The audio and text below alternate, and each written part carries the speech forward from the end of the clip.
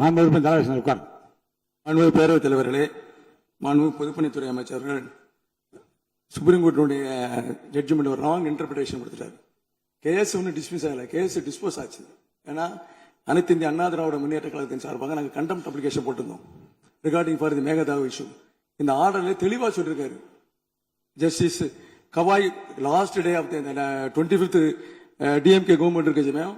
In case we find the state of Karnataka would be bound to take water is directed by the Kaveri Water Management Authority, which will be measured by the Kaveri Water Regulatory Authority, and measuring the point of the Billigundu.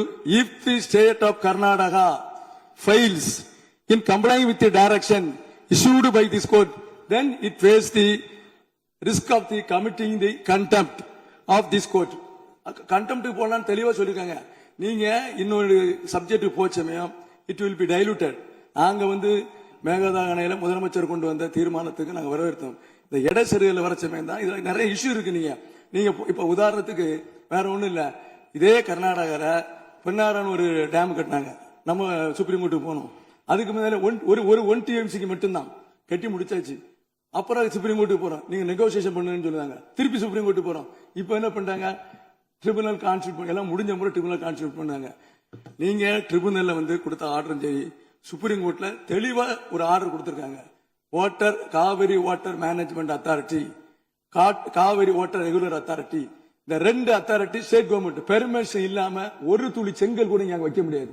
If it is amount contempt, நீங்க otherwise அப்படி போச்சமயம் ஆட்டோமேட்டிக்கா dilute ஆயிரும். இந்த tribunal ஆர்டரும் இந்த supreme court ஆர்டரும் dilute ஆயிரும். இது என்னுடைய கருத்து. மாண்புமிகு உறுப்பினர் கொடுத்த அந்த குறிப்புகள்லாம் என்ன பேசும்போது என்ற முன்கூடி காமிச்சிட்டு சொல்லலாம், எனக்கு பயனுள்ளதாக இருக்கும். மாண்புமிகு உறுப்பினர் காமராஜ் அவர்கள் நீங்க பேச ஆரம்பிக்கலாம். காமராஜ், மாண்புமிகு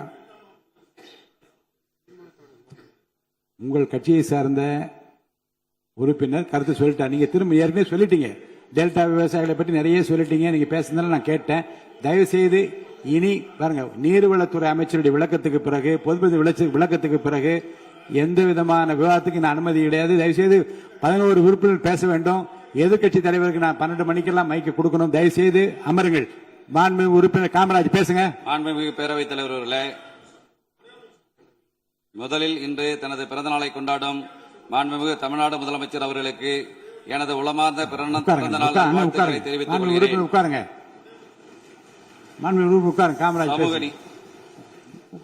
பேரவைத் தலைவர் 6வது முறை நீங்க தான் பேச போறீங்க. உங்களுக்கு வாய்ப்பு பேசுவது 6வது முறை பட்டியலில் உங்க பேர் இருக்கு. பேச போறீங்க, உட்காருங்க. தயவுசெய்து உட்காருங்க. நீங்கள் பேசுகிற போது உட்காருங்க.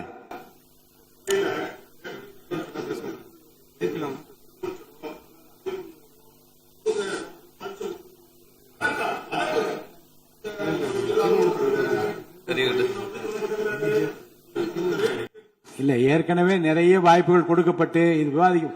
இன்னொன்னு சொல்றேன், தீர்மானம் இருங்க, அரசின் தீர்மானம் இருங்க. உட்காருங்க, உட்காருங்க. நான் கேட்டதுக்கு அப்புறம் உட்காருங்க, நான் பேசுங்க அப்புறம் பேசுங்க. நல்லா கவனிங்க. மரபுப்படியும் விதிகளின்படியும் மாண்புமிகு முதலமைச்சர் கொண்டு வந்த தீர்மானம் ஏகமனதாக நிறைவேற்றப்பட்ட பிறகு விவாதத்துக்கு இடம் இல்லை.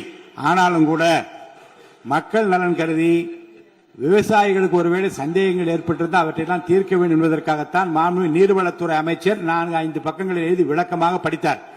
அதேபோன்று மாண்புமிகு பொதுப்பணித்துறை அமைச்சர் விளக்கமாக விரிவாக எல்லாவற்றையும் உங்கள் முன்பாக வைத்து விட்டார். இதற்கு பின்பும் உங்களுக்கு 1000 சந்தேகங்கள் 1000 தயவு செய்து கேளுங்க. இது பற்றி அனுமதிப்பதற்கு இடமில்லை.